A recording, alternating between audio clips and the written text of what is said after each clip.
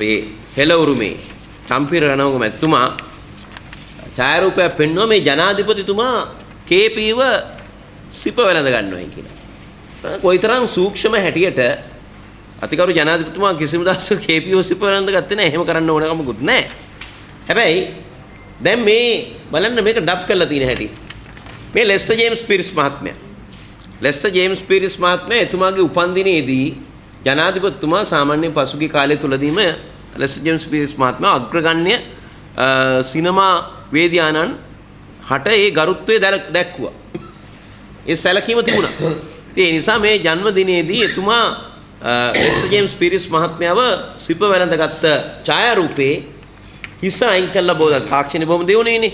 හිස අයින් කළා කේපීගේ හිස එතනට දාලා මේක ජනතාවට ප්‍රදර්ශනය කළා.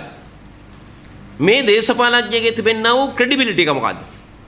විශ්වසනීයත්වය මොකද්ද? දැන් ජනතාව ඡන්ද දෙන්නේ මොකක් පදනම් කරගෙනද?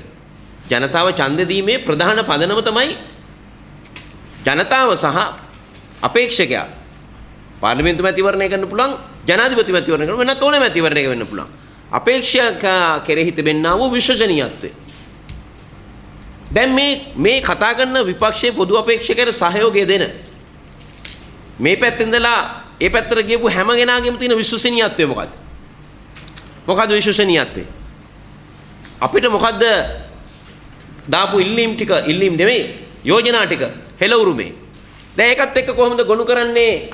ඒවා ඉටු නොවන තැන අපි යනවායි කියන කාරණේ පදනම් කරගත්තා නම් එතෙක් කේපී ලංකාවට ගෙනාවේ මේ ආණ්ඩුවෙන් රහස් සොත්තු සේවා තමයි මැලේසියාවට ගිහිල්ලා ගෙනාවේ.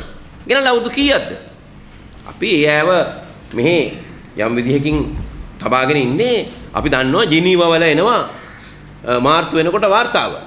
විවිධ විදේශීය කුමන්ත්‍රණ ඩයස්පෝරා මගින් මතු කරන කරුණු මේවත් එක්ක එනවා.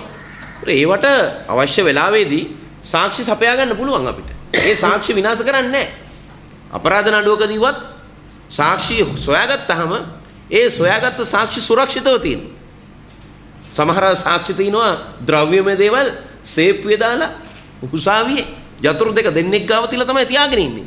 සාක්ෂි විනාශ කළොත් එහෙම ඒකෙන් මතුවෙන කරුණු වලට ඒවා ඉදිරිපත් කරන්න බැරි වෙනවා.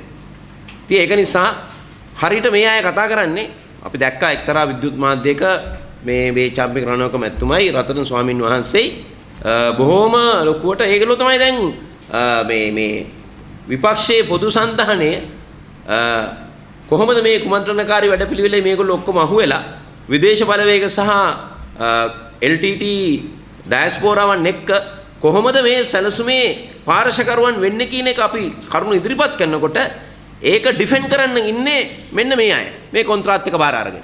මේ දේශපාලඥයෝ රජයත් එක්ක ඇමති තනතුරු සියල්ල දරාගෙන තමයි මේ අය හිටියේ මේ අවසාන සතිය වෙනකම්. අවසාන සතිය වෙනකම්. නාම යෝජනා දුන්නාන් පස්සේ තමයි මේ හෙළවුරුමේ පිරිසක් ගියා. එක උදේගම්මන්පිල මහත්මයා නියෝජ්‍ය ලේකම් මේ පැත්තට ආවා. එතුමාට තේරුණා. මේකෙන් පැහැදිලි වෙනවා මේ දේශපාලඥයෝ කෙරෙහි ජනතාවගේ තිබෙනා වූ විශ්වසනීයත්වය මොකද්ද දේශපාලන කරුණු සම්බන්ධයෙන්.